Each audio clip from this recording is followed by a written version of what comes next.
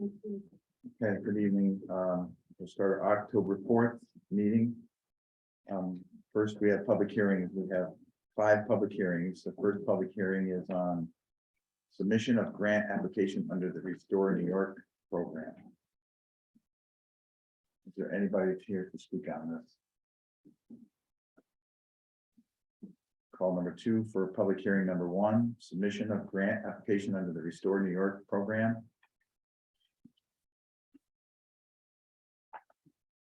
Last call for submission of the grant application under the Restore New York program. On to public hearing number 2, proposed local law number 9 of the year 2022, amend the article 300 revisions and clarifications relating to zoning regulations and enforcement. Second call for public hearing number 2, proposed local law number 9 of the year 2022, amending article 300 revisions and clarifications relating to zoning regulations and enforcement. Last call for public hearing number 2, proposed local law number 9 of the year 2022, amending of article 300 revisions and clarifications relating to zoning regulations and enforcement. Moving to public hearing number 3, proposed local law number 10 of year 2022, amend of article 74 relating to number of animals permitted. Anybody to speak on public hearing number 3, proposed local law number 10 of year 2022, amendment of article 74 relating to the number of animals permitted. Last call for public hearing number 3, proposed local law number 10 of year 2022, amendment of article 74 relating to the number of animals permitted. Public hearing number 4, proposed local law number 11 of the year 2022, amending article 234 relating to sidewalk cafes. Anybody here to speak on that?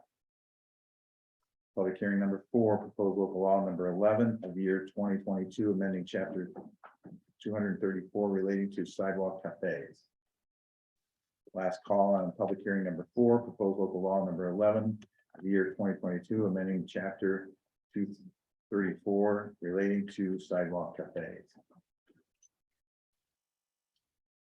Public hearing number 5 relating to director and the Department of Administration and Finance. Second call for public hearing number 5 relating to director and the Department of Administration and Finance. Last call for public hearing number 5 relating to director and the Department of Administration and Finance. Okay. We'll close the public hearings and we'll call to order. Roll call, please. Councilmember Scott is recorded absent. Councilmember Silliman. Here. Councilmember Pinello. Here. Councilmember Lane. Here. Councilmember Thompson. Here. Councilmember Carpenter is recorded absent. Councilmember Beckwith. Present. Councilmember Michaels. Here.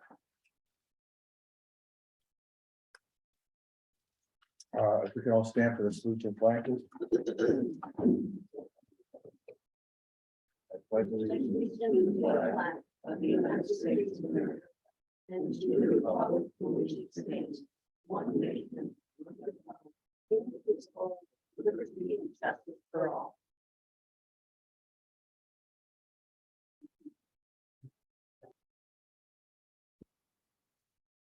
If we could have a moment of silence and reflection for that's Pink Week, 2022 National Breast Cancer kicks off today awareness.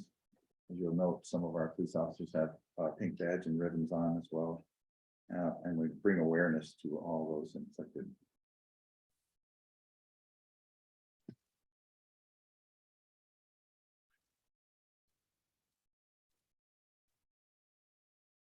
Thank you. Proclamations and presentations. Lieutenant Cute, I believe, is here, and we have several officers that this will be ongoing for the next meeting as well, that are recognition of awards for outstanding achievements in the division. Lieutenant Cute. Thank you, Mayor. The police department, in years past, we've had kind of an annual award ceremony. It's usually in-house, just with officers, families, some members, sometimes the mayor attends. COVID kind of ruined that for all of us, so we've kind of getting back into the swing of things. We've recognized officers through commendation letters in-house, and we kind of thought, PBA President Burns had an idea to let's make this a little more public, a little more kind of a quarterly event. So we're trying to play catch up. So I've got just a few officers here tonight that we do want to formally recognize. So you call Officer Kristen Drake and his partner Court and Officer Jeffrey Fitz.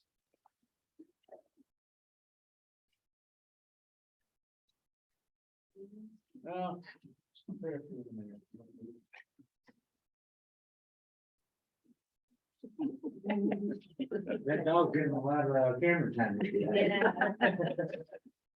So this first incident, it's kind of ironic being that Court is here because this was a very, very impressive drug scene place on March 20th of this year, prior to Officer Court joining our agency. The drug sniffing detective on that case was actually both Officer Fitz and Officer Drake. Officer Fitz, March 20, 2022, was on routine patrol. We don't like to say a routine traffic stop because they don't exist, but Officer Fitz made a traffic stop for vehicle traffic violation. That arrest led to a charge of DWI drugs. It's a common occurrence here in the city of Portland. During his initial encounter with the individual, Officer Fitz obtained some crystal methamphetamine from the defendant. His investigation continued further with field sobriety test, arresting the individual and then bringing him back to the station. Continuing investigation, Officer Drake was assisting officer in her assistance with a very thorough vehicle inventory search of the vehicle led to an amount of crystal methamphetamine that was A2 felony level. There's only one charge higher in New York State penal law. We had a very significant amount of crystal methamphetamine that was taken off the streets that most likely would have ended up in the community. So job well done by both officers. I'm giving them both a certificate of recognition. Keep for their records. Great.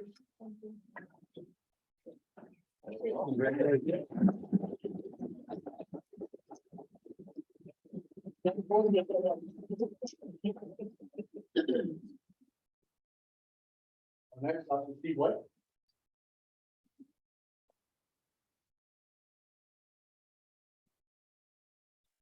Our midnight shift officers typically don't get a lot of recognition because nobody sees them. They are out there, they are working regularly. Sergeant O'Donnell recognized Officer White. Actually, it was kind of back-to-back weeks. On April 29th, and then again on May 7th of this year. Officer White on April 29th, he was out on patrol North Main Street. Happened, I think, as driving by and heard a window smash. Located an individual who had just broken out a window to a salon. Apprehended the individual. He was kind of in a mental health crisis. He assisted him with that, got him the help he needed, and was able to further follow up the incident and charge him appropriately. A week later, again, midnight shift, out on patrol, being proactive. Officer White noticed someone who was making graffiti on the side of the gable end. Again, stumbled upon it, took him into custody. Another individual who was in mental health crisis, got him help with that, and while further investigating, I think we ended up locating 6 or 7 more locations throughout the city of Portland where this same individual tagged all around the downtown area. So in recognition of very good police work, proactive police work, we appreciate your service. And again, had you not been doing your job, subject would have been located. So thank you. Thank you. I know you guys have a very busy agenda tonight, so we're spreading these out over a few weeks. So that's all the time I have. Thank you. Appreciate it. Thank you.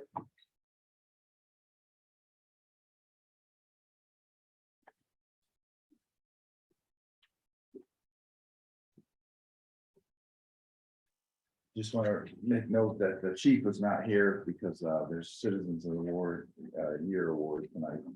Stitzel that both Alderman Scott is representing the city for, and the chief is the MC for that event. Otherwise, I'm sure he would have rather be here, but everybody missed that it was the same night as council. Speaking of proclamations, proclamation number 1, declaring October 5th, Day of Honor of Alton B. Parker. Resolved that October 5th, 2022 is hereby declared the day in honor of Alton B. Parker. Can I get a motion for this? Mr. Beckwith, Ms. Stillman? Lot of history there. A lot of history, that event's tomorrow, so I encourage anybody to go there, the, judges, setting this up to honor him, and I think it's kind of neat to bring back that history. And, that's some great history there, if you follow back the history of Tim Russell running for president. It's, Yeah. pretty neat stuff, all from here, right? That's awesome. So, all those in favor to accept this proclamation? Aye.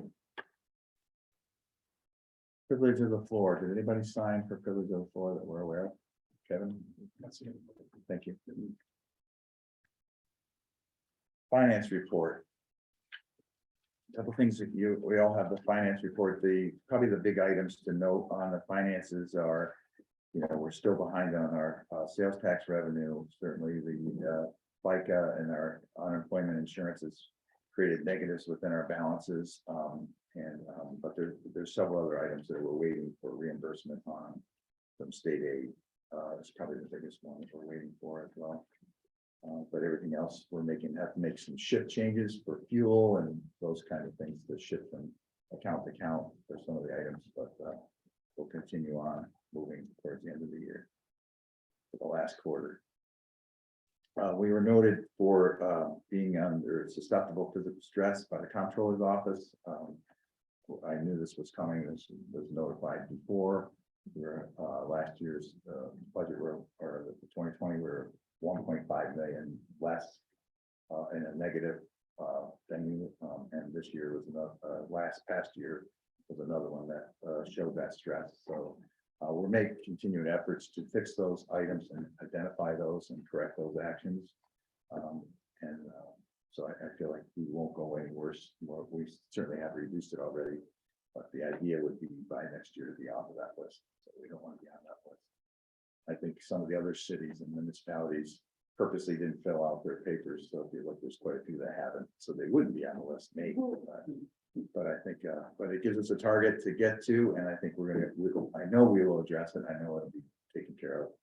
And hopefully soon to have more help to make it even more efficient than what we're doing now. And some of the other items that we're changing in the finances, we're Munis, we're going to our water billing invoicing will be done through our Munis software. We're changing that software program from a DOS-based unit that's there. Since our last meeting, we are probably our longest employee that was 42 years and 9 months had retired from the water department, Steph Mattis. So that was a huge, she stayed long enough for us to get this quarter water billing. So we have one more billing to do, and then we're doing it side by side with Munis at the end of this year to hopefully get those two active at the same time, to get those two software. So we'll see what it's really made of. Currently, right now, we have people stepping up from DPW, and the gatekeeper from DPW and wastewater have been stepping up to help cover for the early retirement, the retirement that's was given to us a few weeks ago. And we're assessing that position to see what the best solution is at this point. Anybody have any questions on the finance? Mayor's report. So again, as I noted before, Norm Stitzel being noted as Citizen of the Year through the Boy Scouts. It's a great honor, and he's a great asset to our community. I attended an event where they're raising funds for the monument in the middle of the courthouse, which is being worked on this week and being sandblasted and repointed. They're going to eventually concrete pour the bottom and put LED lights that shoot up, so it'll be really nice. And it was noted by others that were here from other veteran agencies that end up one of the nicest looking parks, memorial parks that are around. So, and if you look at it, it was pretty impressive. And was able to enjoy that with the Pumpkin Fest this weekend. And that was a pretty big event. It was well attended. And I think everything worked out really well as far as, I know Mr. Thompson had concerns about the beer tent and all that. Everything went super well. It was well monitored. Everything was maintained. maybe except in one area was with a food truck. It wasn't anything that wasn't monitored or done properly by any of our departments, but it was just an accident that truly can happen. So fortunately, nobody was hurt. We have met today to deal with some of those plans for the future to even make it better. So it did bring up some good ideas and good attention. Last week we had a job fair at Voyant Beauty, 63 employers there, 250-ish employees went through it, and I interviewed and talked to a lot of them who were there. I think Deputy Mayor, I saw him there at one point, but talked to the employees. It was great.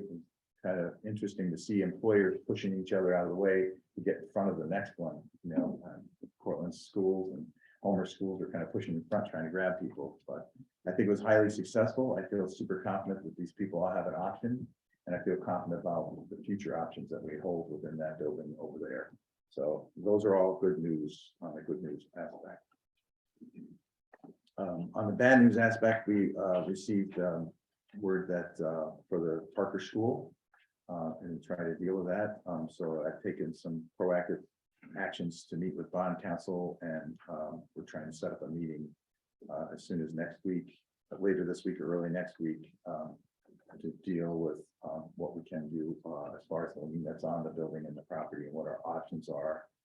From there, I have had contact from other interested parties and from developers to, maybe the past school that had an interest there. There's different ideas of different programs to maybe put in there and maybe enhance and probably work together to try to hopefully look at that and try to do that. And we'll continue to put that on that study report that we are at for. Parking, so the 12th, which is next Wednesday at 5 p.m. I would encourage, if you can make it here, to we will do a Zoom. It'll be a Zoom access as well, our same Zoom access, and it'll be regarding a software program to look at for downtown parking. So it would be a way to instead of having meters, we would have an app. It's an app-based parking program. So it'd be good to have some educational piece towards that, so we can kind of resolve our parking issue. We've been working through our parking, trying to peel back the layers of the onion, as we put it, and to try to clean that up. Al Ricatelli's been super helpful working that. Eric Mulvihill's been working on it to try to work out the best solution in our parking in our downtown region and eventually throughout the city. But right now we're trying to work on that part and how we can get our parking lots organized better than what they are, and in a legal manner that we need to approach at a later date. So right now I want to get the software reviewed so we can get that started, to get that, and then we'll come up with the parking design and bring it back to council for full approval. But at least this is Deputy Chief Barrera has been researching these parking companies. This is one he proposes that would be the best of the ones he's looked at, and I think it could webinar or whatever, it'll be live, but there'll be live questions.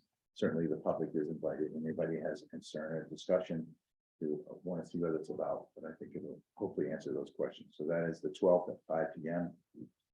The CEO of the hospital is meeting with me tomorrow regarding some situations with our Cortland Hospital. I met with a regional president, and then the CEO of all of Guthrie is meeting tomorrow with me as well to hopefully work some of those issues out. The redistricting committee is back on running again at the county level to do their redistricting, and they're in the same boat we are. That their redistrict, by the time they redistrict, they'll go into, it has to be voted on next year, and then that's the same year they'll be running. So we need to work towards having that happen, and they're likely not to have it implemented because they have 4-year terms. So we met with somebody for pond maintenance at Yeaman Park to get some ideas for how to maintain the water and keep the water and the pond healthy, to make sure it's stable, fish and a wildlife aspect. So hopefully we'll get something back on that. Paving wise, the Youth Bureau parking lot is being done this week, and so that's going. They did a great job on some of the other streets. West Main is probably like a freeway right now, but everybody's loving that. West Main is really come out very nice. Everybody's very appreciative of the potholes or the manhole covers that have been really smooth, and the DPW's gone out of the way this year, and it's been tremendous to see that. Even though it's been inconvenient for a lot, I think long-term, it'll be a lot happier. Town gown, committee, we had another meeting last night, so maybe somebody can address that in the award report. I think that's going very well.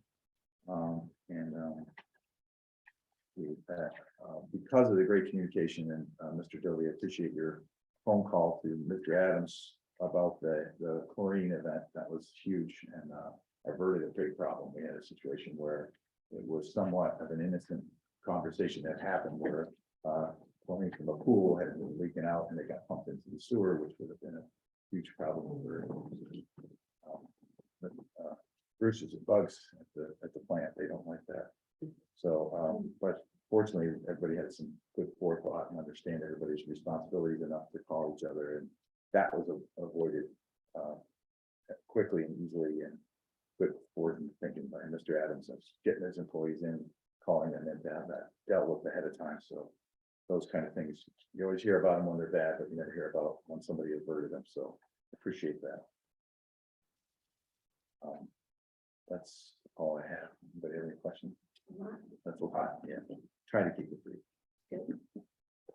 Okay, ward reports. So we'll go right to number 2. We still have noise issues in the second ward. The midnight shift of the Portland Police Department may be invisible, but they're invaluable to us. Last night we had fireworks between 12 and 14 around 10:30 at night. And when stuff like that happens, it's pretty much over before you can make a call. A lot of the noise is kind of like that, incidental. So we really appreciate proactive policing that our department does. And that takes me to the town gown meeting, which I attended yesterday. It was productive. It's convivial. We were talking about off-campus housing. We were talking about noise and how to kind of change the student culture so that they become more aware of their actions in the city. There was just one student in attendance, and he bore the weight of, all of them on his shoulders. He was wonderful, but it would be great if we could get more students in on those meetings. And the lights are back on West Court Street, and that's wonderful. And nobody was hurt the whole time they were out. That's pretty amazing. And Nick Dovey is working on me with an update for the Elks Club regarding their vault under the sidewalk. So I will have news for the Elks Club before their meeting Thursday. That's it. Thank you. No, Okay, Ward 3. So a couple of issues, had a couple of calls about noise concerns, and one is a loud car truck starting at like 5 o'clock in the morning and waking up the residents of the street. So talked to the resident and advised her to call the police. And also had college codes issue on James Street, a call, but that was taken care of. And lastly, and I thank Mr. Dovey for responding to my email last night, I got a call from a resident on Helen Ave, and he was just questioning when the stumps between his curb and sidewalk would be removed. Carter's has a contract with the city and remove the trees, and then they'll be back to take out the stump. So he was happy about that. And that's it for the 3rd ward. thank you, Ms. Lane. I did receive an email from a constituent on Pearl Street concerned with the student parking on Pearl Street, driving on lawns, semi-blocking driveways, and I forwarded the email to Nick. And Nick forwarded it to the police department, and so it's being handled. And I let the constituent know, and he was pleased with that. Not sure if I've mentioned this before, but cars speed up and down Tompkins Street all the time. I'm gonna say it every single meeting. No, I mean, obviously not going 30 miles an hour. All times. Daytime, nighttime, late at night. It doesn't, it's leaving the city and coming in to the city that they have a tendency to be going over the speed limit. Other than that, pretty quiet in the court. Thank you. Mr. Thompson. Thank you, Mayor. Pretty quiet in the fifth ward. Have taken notice in the fifth ward. Quite a few homeowners, thankfully, are making some home improvements on the outside of their residence. And it's noticeable. Things are looking good in quite a few of the different areas of the ward because of those improvements. Sidewalks, driveways, windows. So that's a positive. That is very positive. Thank you. All right, great. I guess we're at the Ward 7.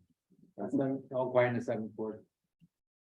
Quiet, it's always quiet, that's how. I'm gonna move, you guys just phone number. I'm gonna move to the 7th. That's it. No, I don't want him. Mr. Michael. Something, Town Gown did start to address in yesterday's meeting is the next year's quarter event. They're starting to get that on the radar now, so that it's not a last minute item to be addressed. Just wanted to point that out, that that'll probably be the topic of next meeting's discussion as well, as we move forward. Potbelly's Pig, we finally located where it resides. It's been seen throughout the city, but nobody's been able to locate it. I want to thank Roy for taking the lead on that. He's also gonna follow up with a letter to the homeowner to get that pig registered here at City Hall. Tree concern, just one, follow up with Mr. Dove tonight. Looks like National Grid is gonna take a portion of the tree down, but I think I remove the whole tree. Homeowner was hoping that the whole tree would disappear, but National Grid indicated that it's kind of premature to take the whole tree at this point, while some of it's still alive, so. They're only gonna take part of it. So I'll have to break that news to the homeowner, probably today, or well, probably tomorrow, next day, so. Other than that, that's it for the 8th ward. Thank you. Potbelly Pig might have got away with it. It's the door of the food truck and so on. It's front line. Might have been pulled pork in there. Gotta go. Okay, agenda item number 1, resolution to authorize. Oh, I'm sorry. Thank you. Can I get a motion to approve the minutes? September 20th. So move. Ms. Stillman, Mr. Beckwith, any questions? Additions, please, all those in favor? Aye. Opposed? Okay. Sorry, now resolutions. Agenda item number 1, resolution to authorize submission to restore New York grant for Lofts and Gillette and Factory project. Resolved that the mayor of the city of Portland is hereby authorized and directed to file the application for funds from the New York State Empire State Development Corporation under the Restore New York Round 6 program in an amount not to exceed $2 million. And be it further resolved that the mayor of the city of Portland is hereby authorized to sign said application on behalf of the city. And upon approval of said request, to enter into and execute a project agreement with the state for such financial assistance to the city of Portland. And be it further resolved that this resolution shall take effect immediately. I'll move it. Before we take a motion, before I accept the motion to move, I'd like to put forth Mr. Beckwith would have a conflict of interest, so I'd like to get a motion to abstain Mr. Beckwith from this vote, from somebody who abstained. Mr. Thompson, can I get a second? Ms. Stillman? So all those in favor for, Mr. Beckwith abstaining from this vote? Aye. Just, it's in clear conflict, it's directly, it's this direct paycheck. So we just want to make sure that that's clear to everybody. What makes you think I'm getting paid? Right. Okay, well, you work that out. But so then I'm gonna do the conflict. All right, so now on to the resolution. If I could, I would accept the motion. I'll motion. You know. Ms. Stillman. So again, the Restore New York, we have one other Restore New York, $1 million on the facility across, very close to this site. Which I'm trying to get the YM to try to move something in that program, to move that Restore New York, but they wouldn't let us allow us to move that Restore New York money over to this project, so this is a separate application to try to do that, but again, the whole purpose of Restore New York grants is to fund, reuse, renew, refresh, revitalize, rewrite, buildings of that, so I think this is a perfect fit for that, and I'm excited about the project, and they've already started and cleaning up and started on that process. Anybody else have any questions? All right, move to the motion. Councilmember Sullivan, Aye. Councilmember Pinello, Aye. Councilmember Lane, Aye. Councilmember Thompson, Aye. Councilmember Beckwith. Staying. No. Oh, I'm sorry. Thank you. Councilmember Michaels. Aye. Agenda item number 2, determining the proposed action of local law number 9 of year 2022 are for type 2 action for purpose of New York State Environmental Quality Reviews Act. Resolved that the common council has determined that the amendments to the city of Portland zoning provisions are classified as type 2. And be it further resolved that the council hereby declares that the proposed amendments will have no significant adverse impact on the environment. And be it further resolved that no further action pursuant to the New York State Environmental Quality Review Act is required relating to the adoption of proposed local law number 9 pertaining to revisions and clarifications relating to zoning regulations and enforcement. Can I get a motion for the speaker, Mr. Beckwith? Ms. Stillman. Yeah, so we have to do the seeker. Thank goodness we didn't have to do the long form. That would have been a lot of reading, but we thought the proposed local law would be, but Mr. Melvin researched this and determined that this is the only seeker that is required for all of these, and this reflects to all the following resolutions and the zoning, cleanup, regulations, enforcement cleanup. That will be following that. Any questions? And move the. Councilmember Sullivan, Aye. Councilmember Pinello, Aye. Councilmember Lane, Aye. Councilmember Thompson, Aye. Councilmember Beckwith, Aye. Councilmember Michaels. Aye. Agenda item number 3, adopt local law number 9 of the year 2022, amending chapter 300 relating to zoning regulations and enforcement. Resolved that the common council approves the adoption of local law number 9 of 2022, amending chapter 300 of the city code relating to revisions and clarifications relating to zoning regulations and enforcement. And be it further resolved that the text of the local law shall read as follows, and I'll waive reading of that. Can I get a motion? Mr. Beckwith? I'll second. No. I know this is a lot, Ms. Lane, we talked about this yesterday too, it's a lot, there's a lot here, so, I know we discussed it before.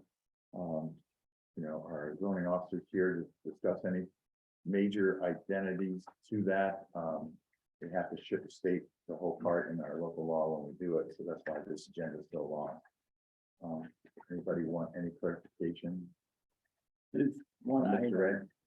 and I'll take it on.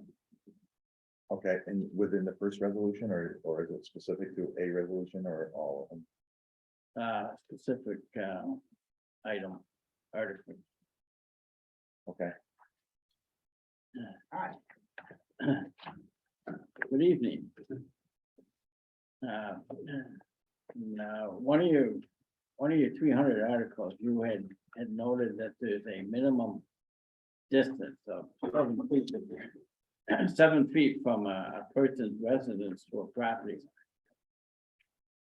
That would be for accessory building, I think. But it's a little confusing because the way this text had to be presented to you, it showed all of the text. I don't think, any of my changes involve that change. Any of these, are gonna be grandfathered in if this distance is less than 7 feet? Here's this, I only have 6 copies, so that was my there. I sent this out to you, maybe a couple months ago. And the first page just gives the simple explanation of each of the changes. So do you know which one we're addressing? Give me a minute. But that's, None of these changes would change the setbacks, except in the. zoning. All you did was add. Okay. There was a typo. It was supposed to say single family / 2 family, and it just said single family. It's, a lot of these were just, correcting. yeah, just to give it a general overview, a lot of these items, it's not like we're trying to change a lot of the code, it's just trying to clean it up. And the big thing that we've been trying to figure out is, I don't remember the years even, but when this code was adopted, I was at the public hearing and was listening, and what was actually presented at the public hearing and what ended up in print and what ended up in our code are two different things. So some of these items Bob has been trying to fix. Yeah. And my suggestion was to wait and do them all at once, but then Bob encouraged me to do them ahead of time, which is probably better. But a lot of it's just clean up, and there's conflicting documents and conflicting statements inside of the code that didn't reference what it needed to be. And I'm sure there's a lot more that we have to do that we didn't get, but we're trying to get that cleaned up and do that. Would that That's summarize? pretty it? accurate. That's pretty summary. So that's really the bottom line, is we're just trying to clean up some of it because some of the verbiage has become challenged and some will become challenged. And some are not clear, and I'm sure that there could be other edits that we need to make on that, but anytime we do that, we have to do it by local law. So this is very helpful. Thank you for the hard copy. Because the red is what you're taking out and the blue is what you're adding. Correct. And you did give that to us in a digital document. It's nice to have that. Yeah, so this has been drug out for a couple months because we tried to get enough education pieces out to kind of get it, but there's a lot to it when you look at it this way in this document and you get what 13 pages of print. Right. But again, if you look at it in a summarized version of what has actually been changed, then maybe we should make that as a supporting document. We can, This additional Yeah. content with blue and red is fabulous. Makes all the difference. so we can do is we can put that as a supporting document, Andy, as part of the minutes, so that, and if anybody wants to look at the history, they'll at least have that part of it. It clarifies, you can read through that. Right. Well, I work with boards a lot, and I know you don't always have time to read the volumes of paper. It just makes it a little easier. But this is what he presented to those boards as well, so that helps summarize.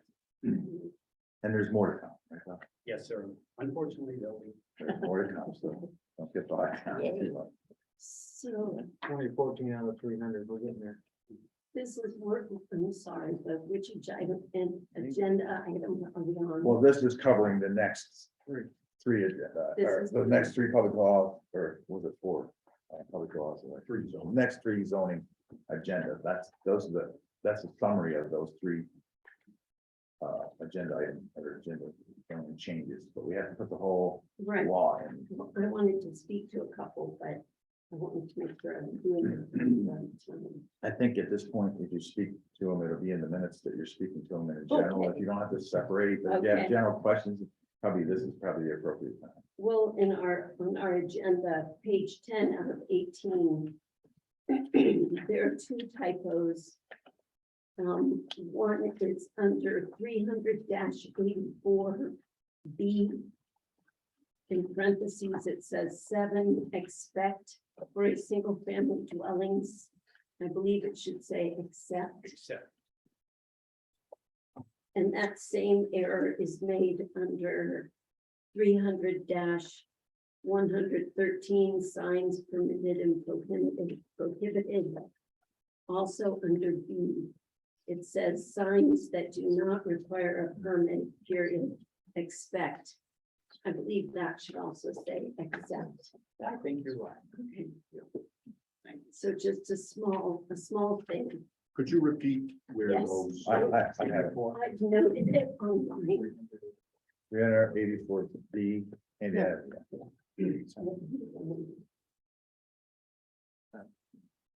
What should be accept? Accept.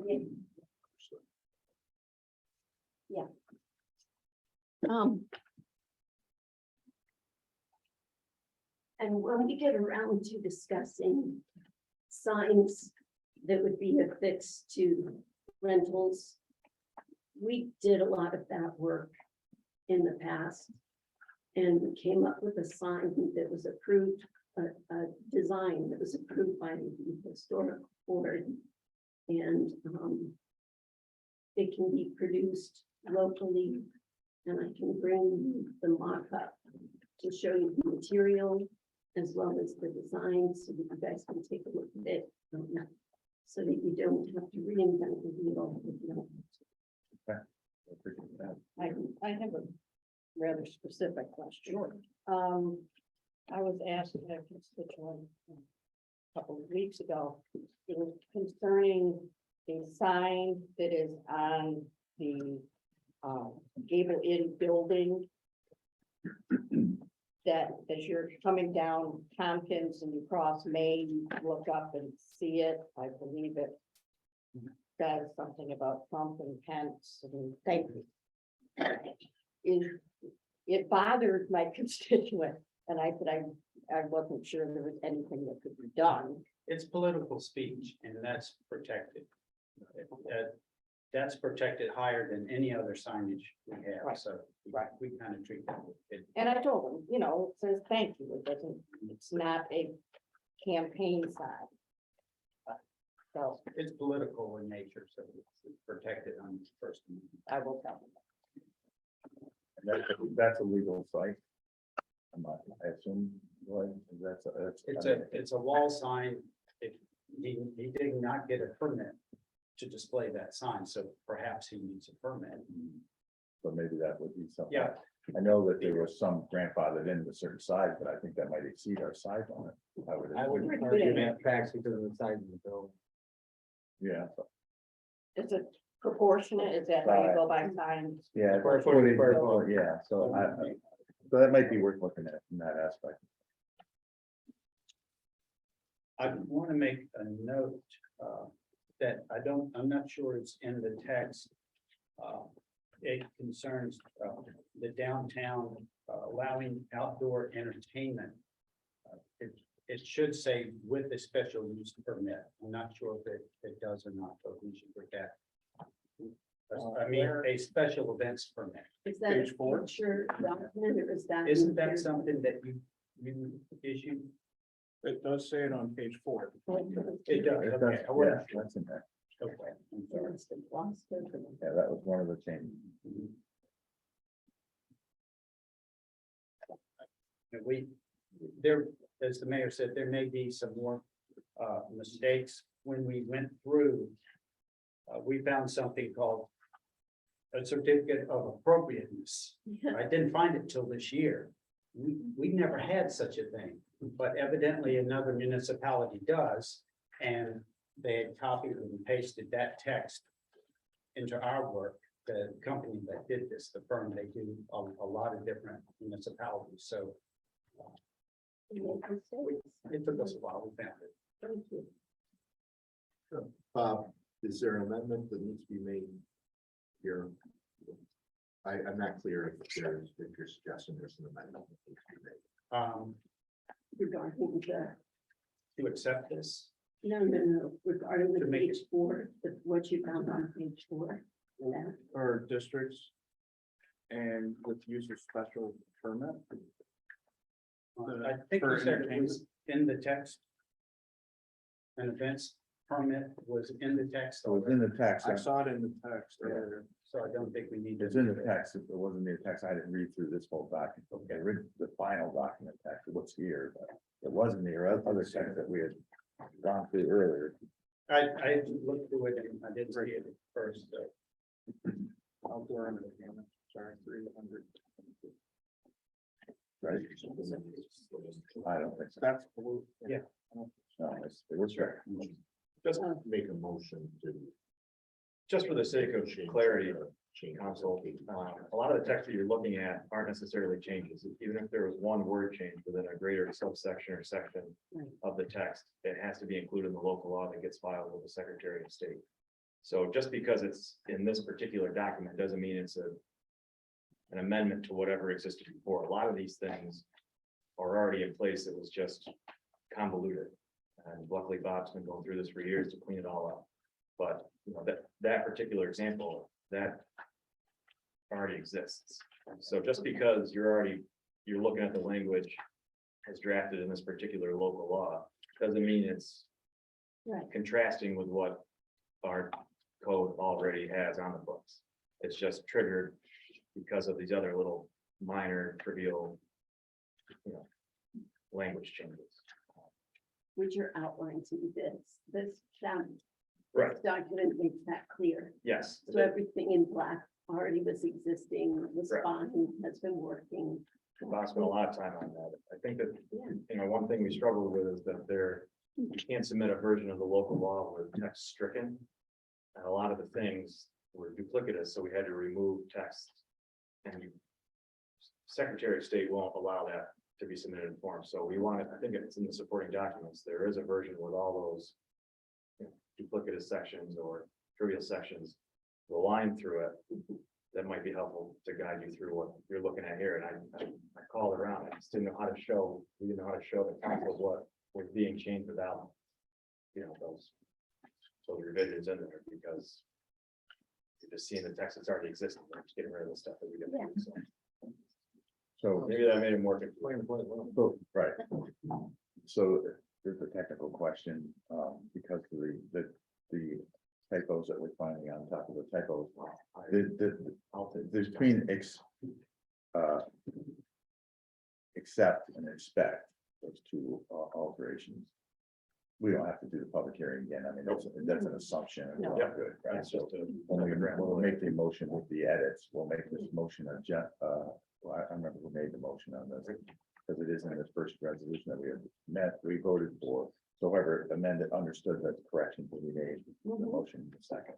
But we expect you to accept these changes. Ah, nice.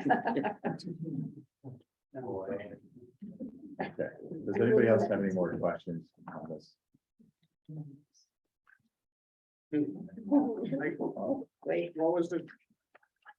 I know I've seen, rental signs in the city of Portland, on numerous buildings. that's on page 11. Yeah. Top of the page, residential rental signs must be building mounted with a ground height of no more than that should say greater than. No greater than 6 feet, no greater than 2 feet in depth, unlit, and no greater than 3 square feet in total surface area. The uniform shape and size template will be provided by the city of Portland. Compliance is required within 1 year of enactment of this chapter. And I guess my question to that is,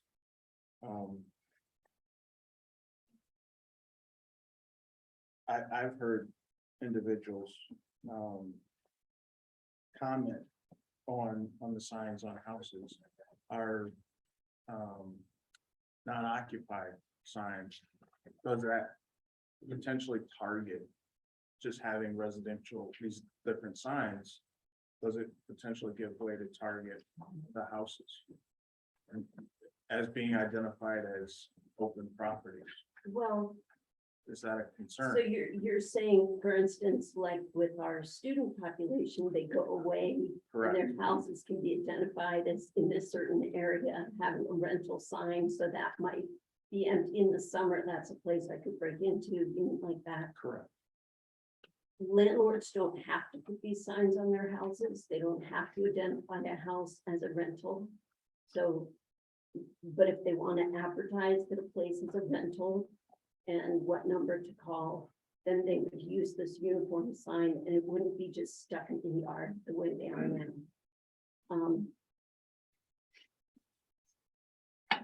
yeah, as far as it being potentially targeted. I don't know, I mean, Just, And some of them are rented in the summer, but I think it's something, it also gives us identifying for the police too, right? That's a good point, but that's their decision and they want. They all fill out a rubber permit, do what they're supposed to do, whether you know if they're vacant or not. We're working on that. Yeah, I know they are, I'm just putting that out. right, And the people that really wanna go in these houses, they don't give a crap if there's a sign on there or not, they're gonna go in. you know, We deal with it all the time. right.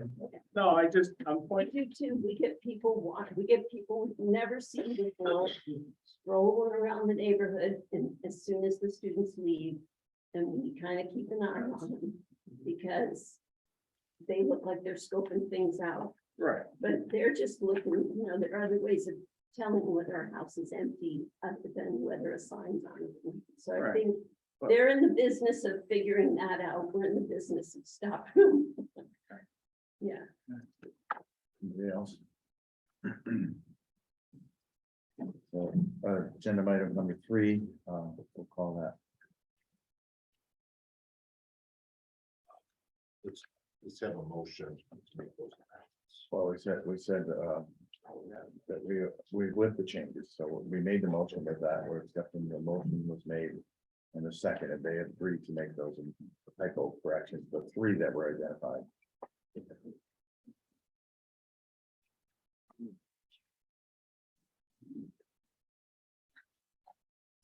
So call the motion.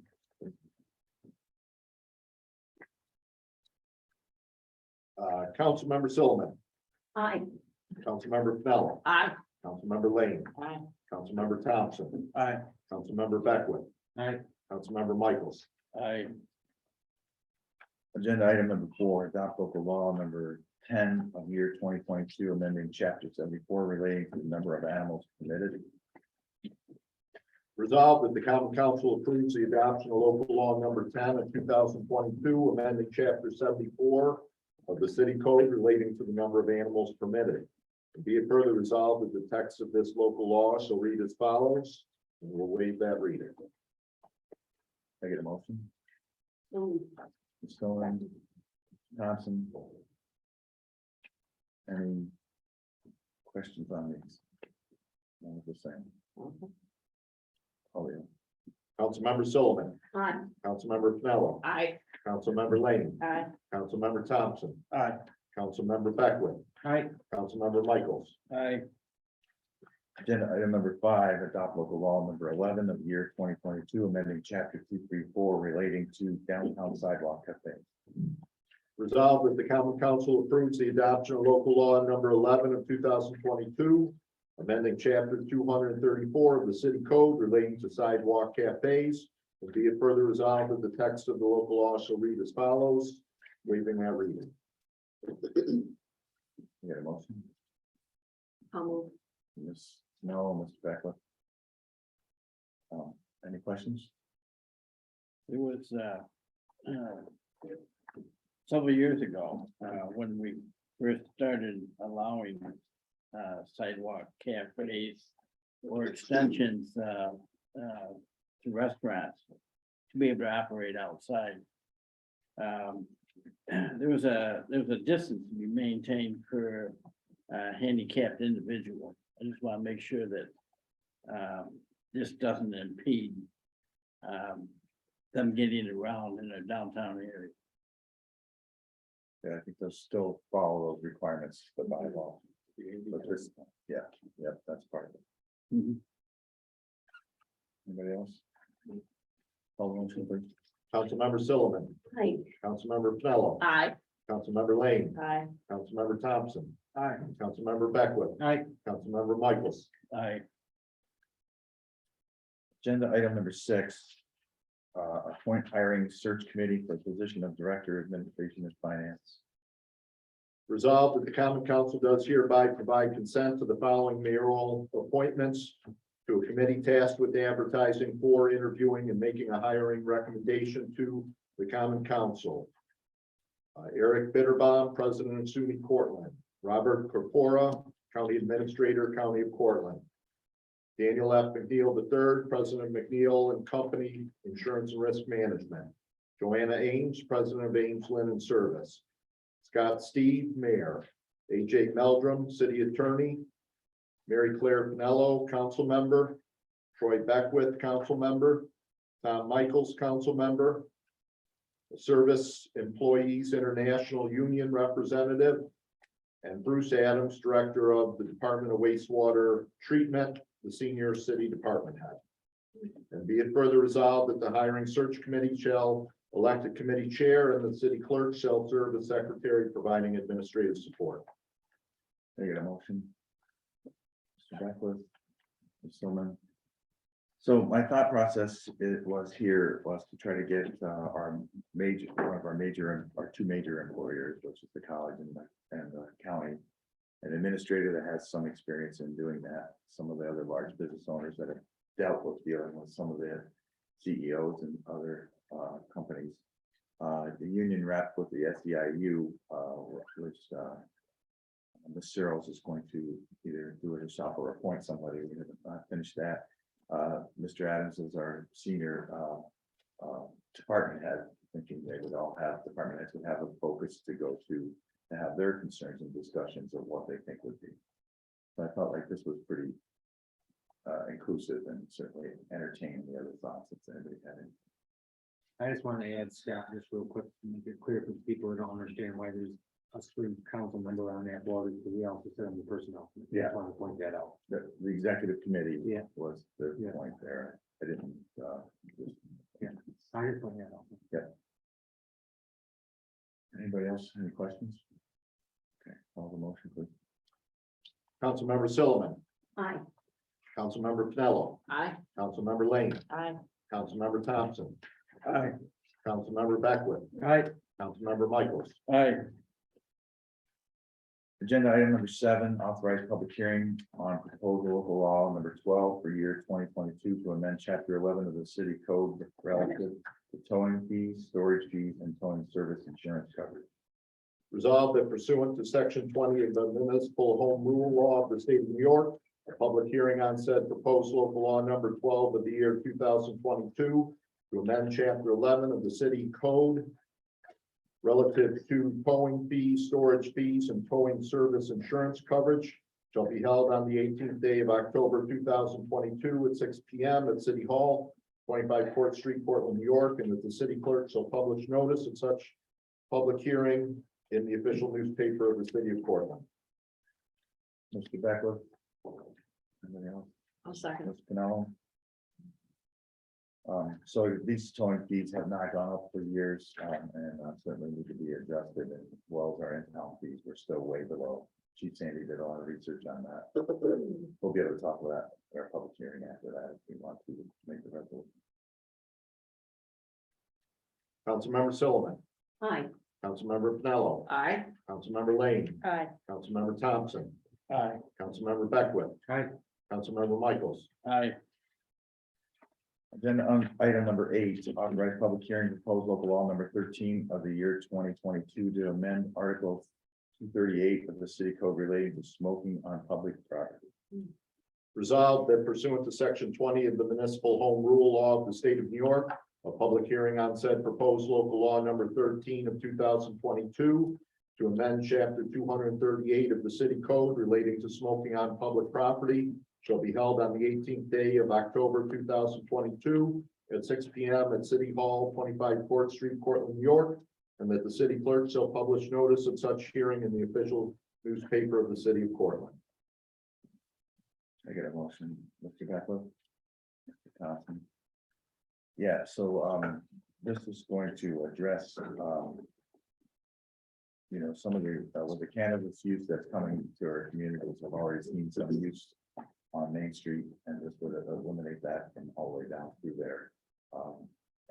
And not to discount or not allow people to, if they do want to smoke and want to have that ability, they will still have that opportunity, but it just won't be where people are, traversing to a restaurant or going to a shop or walking their kids through that area. So hopefully they'll be out of that area that you maybe can't go, you don't have an option to go to. Behind the buildings or other locations would be an area you could go around the opposite way, but at least give people get in front of the businesses to do it. So this is just Main Street. That's correct, and the parks, Main Street and the parks. We had, like I said, a situation with somebody vaping and blowing it on gear, or, you know, those kind of things would be not allowed. Yeah, with open restaurants.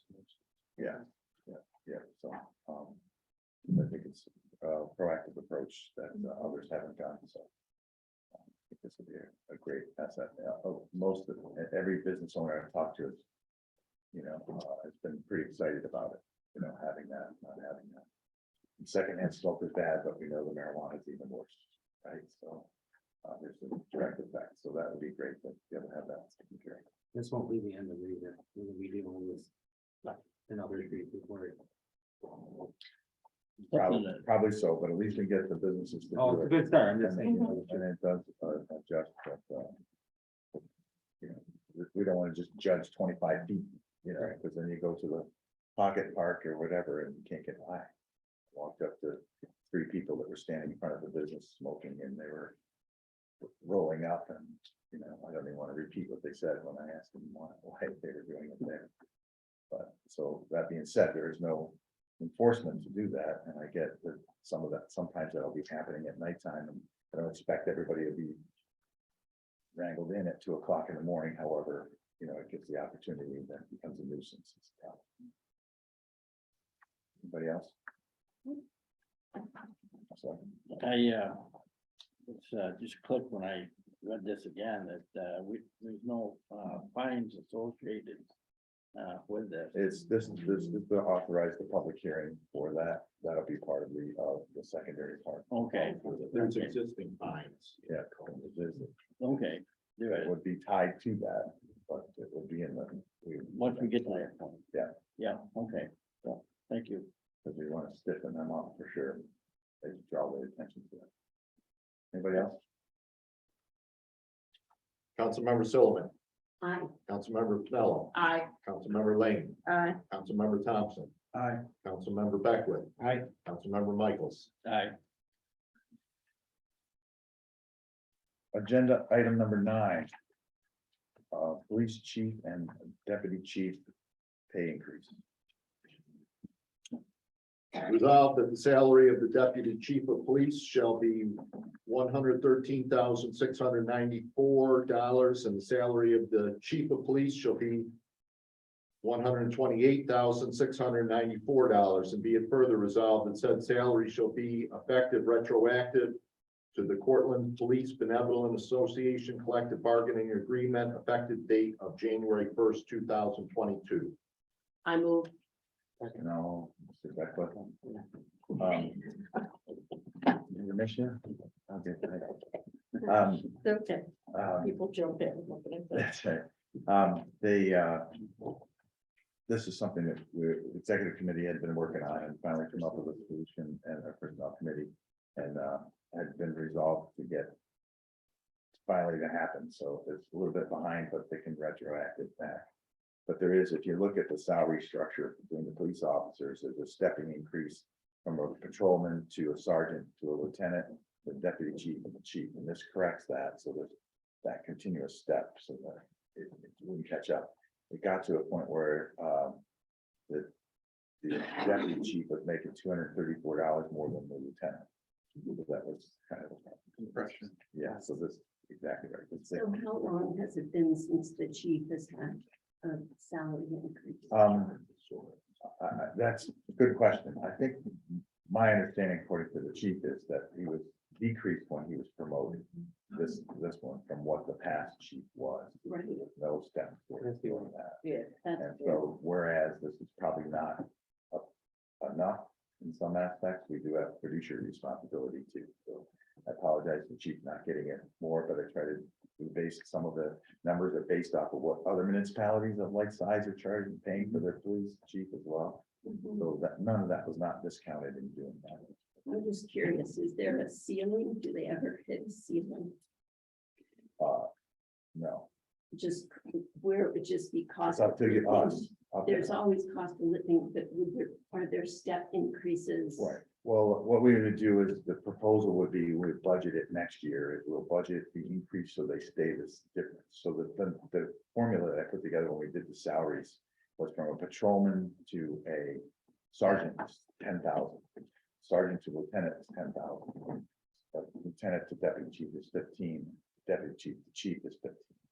So theoretically, so we don't want to not create that disparity like we have in the past. So the idea would be when the road patrol gets their negotiated increase for next year, we would keep that percentage the same, so those steps stay in there always.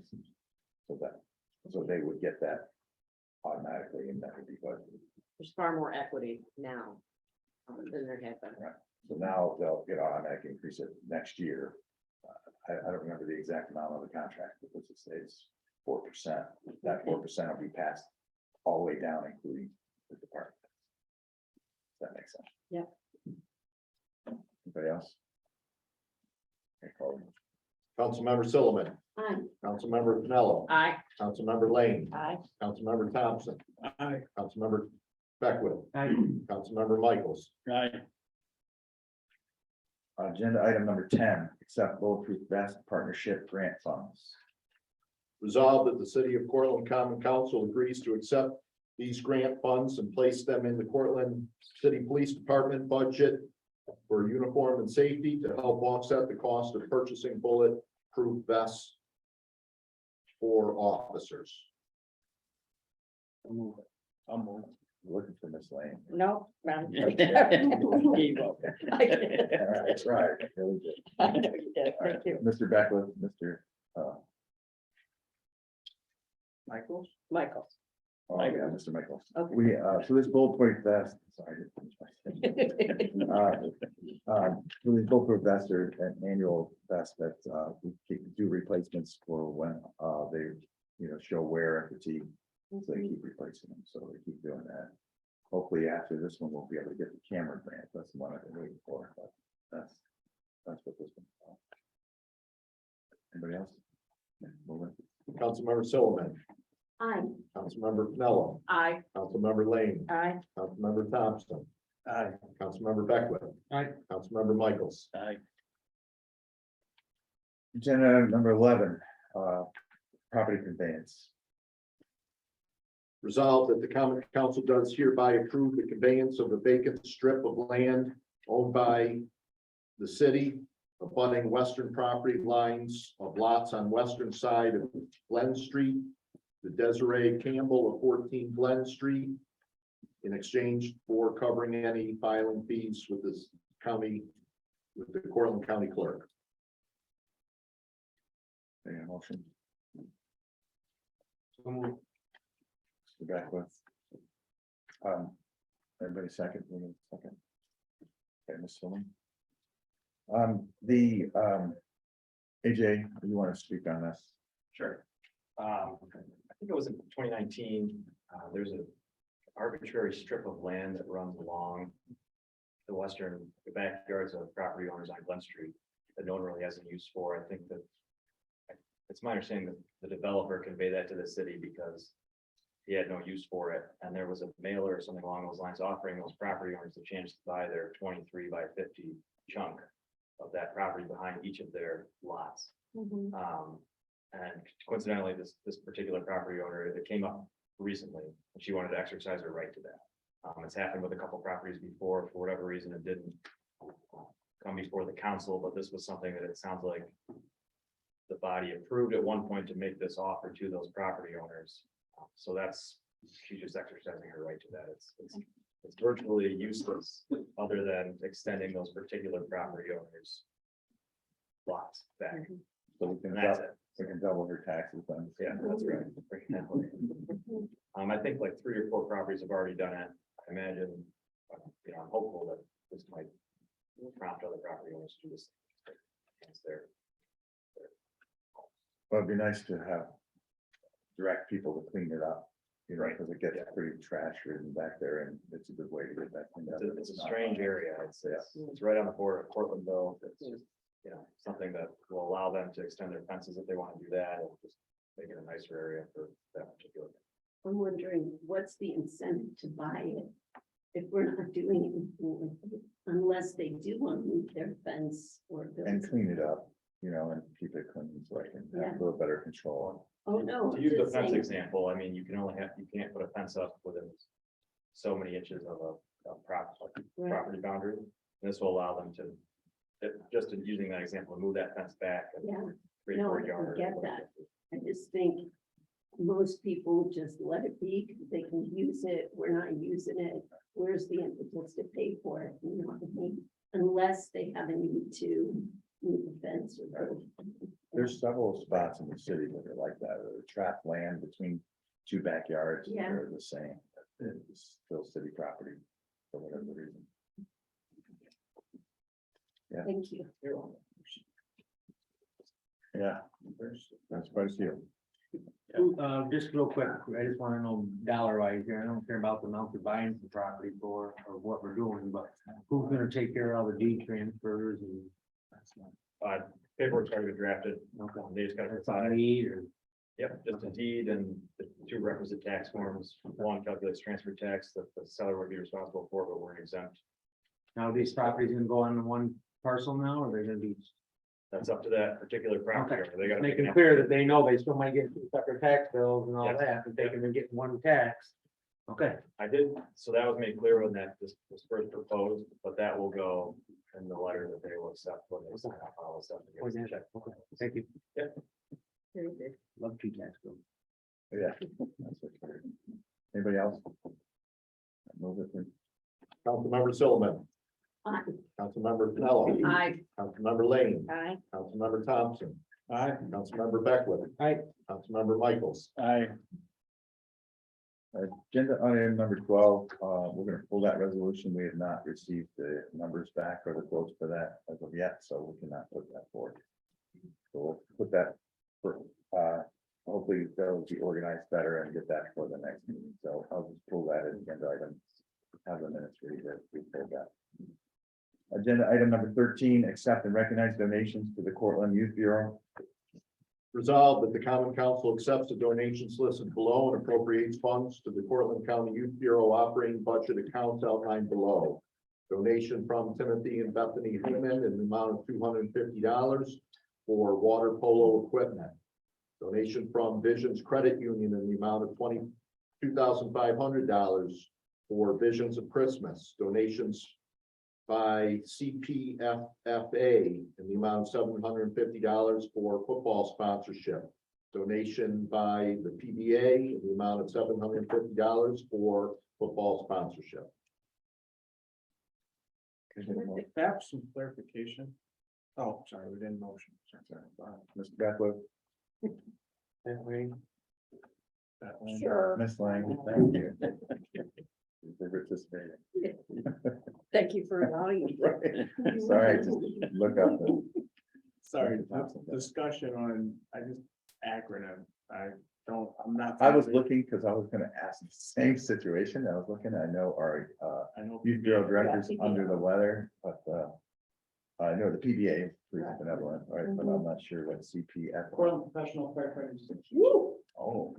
That's the youth. for the fire department. All right. There we go. Thank you very Thank you. much.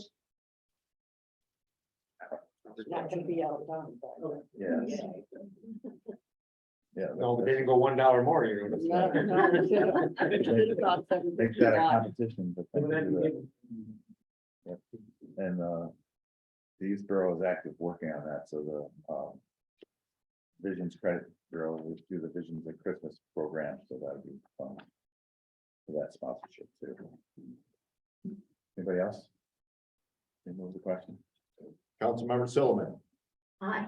Councilmember Pinello, Aye. Councilmember Lane, Aye. Councilmember Thompson, Aye. Councilmember Beckwith, Aye. Councilmember Michaels. Aye.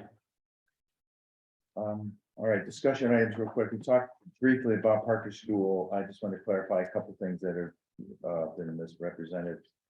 We do not have those funds in the city offers. There's no grants received for the city, and nor the grants were based on expenditures that had to be expended. The $500,000 when is what we had to spend quite a bit of money. So, and the 1.5 was never the application was really never even submitted because they were waiting for how many daycare providers were received or going to get from that. And then it would be done, but it was being held for that document to come forth. Then they would authorize the money. So the money was there, but it wouldn't be authorized until we approved that. That's gonna happen.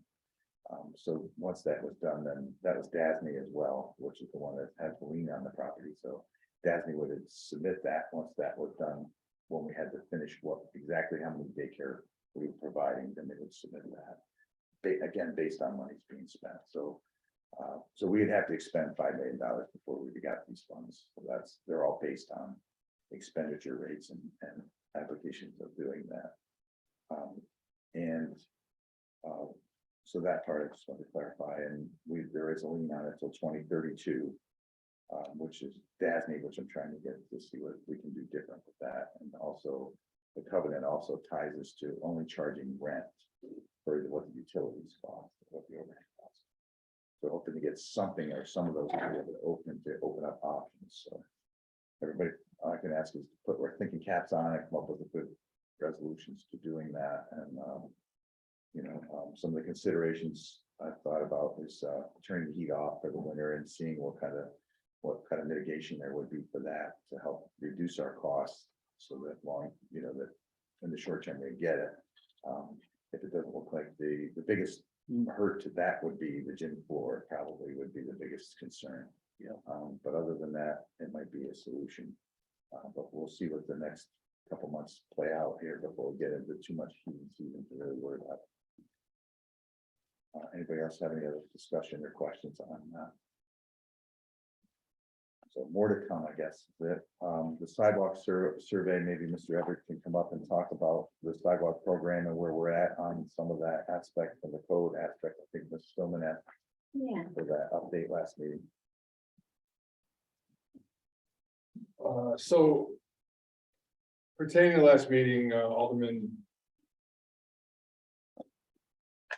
Silliman was concerned about some of the sidewalks in the city. I tasked Mr. Ray with going out and trying to find the 20 worst ones. In doing this, we found a couple of things. Some of the ones that he had already found to be bad have already been fixed Great.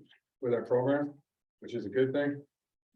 We do have, I gave this to the mayor. Did you pass that out to anybody else? No.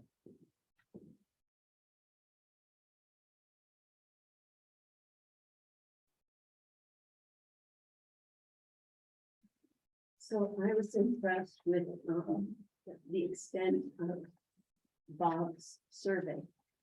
Thought it was really well done. And as I walked on board, we don't compare it with his list. And so what we think is,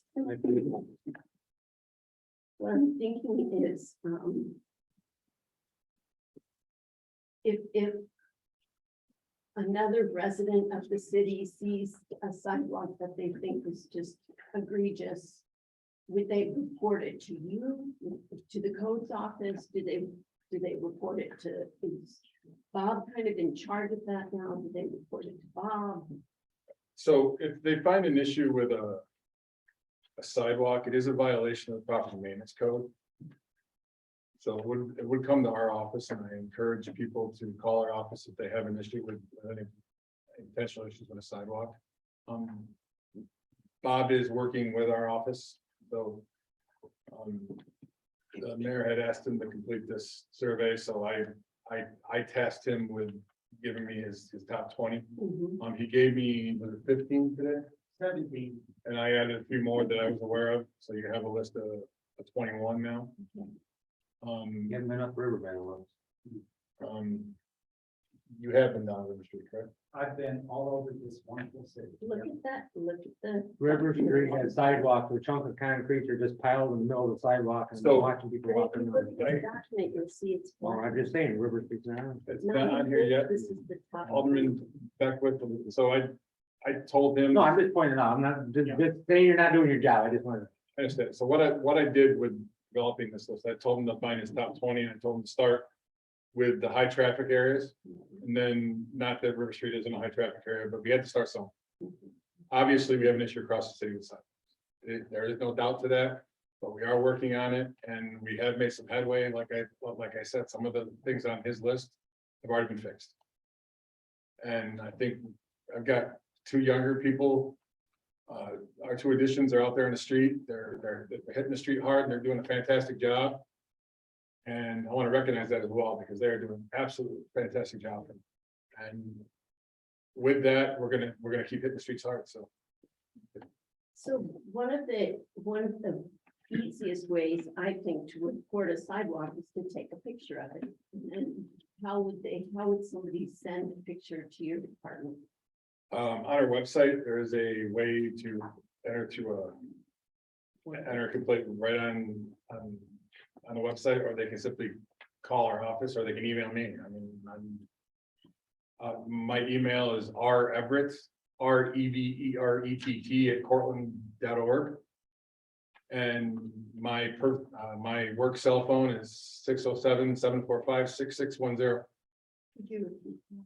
607-745-6610.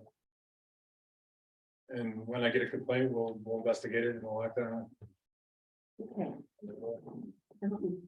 And so what happens when the sidewalk funds run out? Which I believe they have.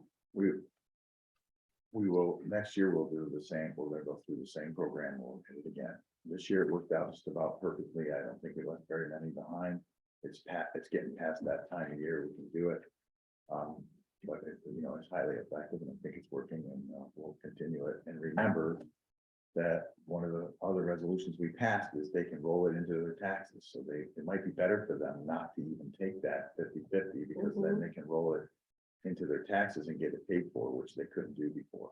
So that's the incentive we're going to get to. And at some point, when we get to these 21 and more, Mr. Beckwith, when we get to those other ones that we can identify that they're becoming a trip hazard beyond that point, we could just say to them, all right, fine, we're just gonna do it and we'll put it onto your taxes and we can spread it out over like 5 years, sign here. So that's the other tool that we haven't really got a chance this year to implement as much as we want to.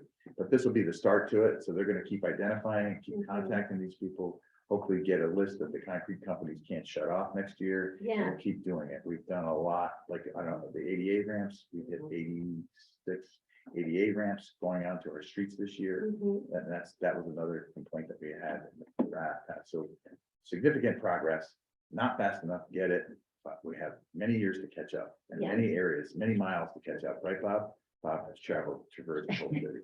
So just like. Not everything done. else. Not done. Are we requiring, homeowners, owners, of properties to, mark these broken up sidewalks in any way so that safety can be identified, safety concerns can be identified by folks traversing? I would say absolutely. I mean, any concern, any injury that would occur in front of your house on your sidewalk is the homeowner's responsibility. So they should absolutely. That's been some yellow painted Yeah. spots and orange. Yeah, I'm just they saying, can if we've identify. identified this, are we then requiring that homeowner to do that until they can? To identify the worst ones. Yeah, I mean, they've got a huge list. I think it would be helpful if we looked at the ones on our list that not this, but what Bob sent. Right. And then we could talk to people and suggest that they paint it, if it's really bad trip hazard and. So what my intention is to do with this list here is, I'm generating violation notices. I want to make it clear to all your constituents, if they do get a violation notice, we're not trying to send them to court or anything. It's just a, hey, this needs to be fixed. Mhm. They're also going to get information on our program. This is no way punitive in any means. It's just, Put them under the radar. yes. Yeah, Mhm. the idea is to get Move it, compliance. and move it forward. That's all we're trying to do. So we have- One quick thing, I'm just Scott, saying- I would not recommend. Case law state, AJ, correct me if I'm wrong, do not mark your sidewalk if you got a trip hazard. Because it acknowledges the fact that you have an issue, you're not correcting it. So we'll mark it for them and then. have to- Then I'm not the city. But if they I'm can't, if just they saying. can't fix it now because of weather. I'm I just mean, saying, at you least acknowledge get- you have a problem, and just acknowledge that you knew you had a problem. I mean, I'm not saying if you take it to court that you can say, okay, I got a contract, whatever, but people have been marking sidewalks for years, they don't get fixed, somebody falls and gets hurt, and You acknowledge the problem and correct it. Be careful with the markers. So, like I said, we're on this, we're gonna work on this 21, we'll go to the next 21, and we'll go to the next 21 until everything's fixed. Move on to Redwood. We don't have sidewalks. I love it. Not the shovel. Not the pick them. Does anyone have any other questions? Any questions? Thanks, Roy. Sidewalks down there next year. Yeah. Be careful what you Well, say. I'm wondering, like Milton Street has a couple yard sidewalk and then a couple without Grass. sidewalks. And then is it optional? Just say, no, we're gonna dig ours up. We don't want to deal with it anymore. Yeah. But there's a lot of them in ours included, so, city owned, so, but that's all on the plan, so we'll get that worked out. That's great. I All love good that stuff. that's a priority. They're all good stuff. Anybody else have anything else that you want to discuss? Bring up? Motion to adjourn. I think a motion to adjourn. Backward. What's that? That's it. All in favor? I- Thank you. No.